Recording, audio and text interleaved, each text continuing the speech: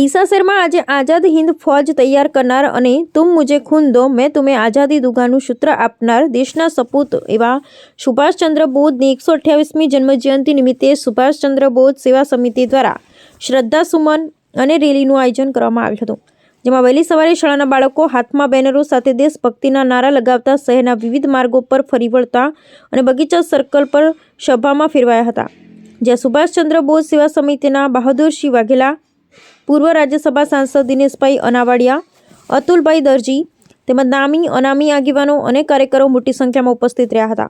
સૌએ સુભાષચંદ્ર બોઝની તસવીર પર ફૂલમાળા પહેરાવી શ્રદ્ધાસુમન અર્પણ કર્યા હતા. અહેવાલ ચેતન શ્રીમાળી.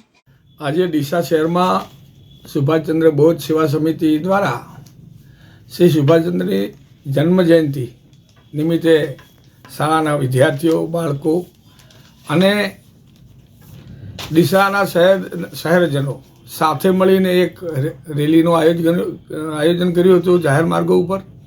અને આ નિમિત્તે સુભાષચંદ્ર બોઝ ચોક કહેવાય છે, જે ચોકની અંદર આવી એમની પ્રતિમાને ફૂલહાર કર્યા હતા.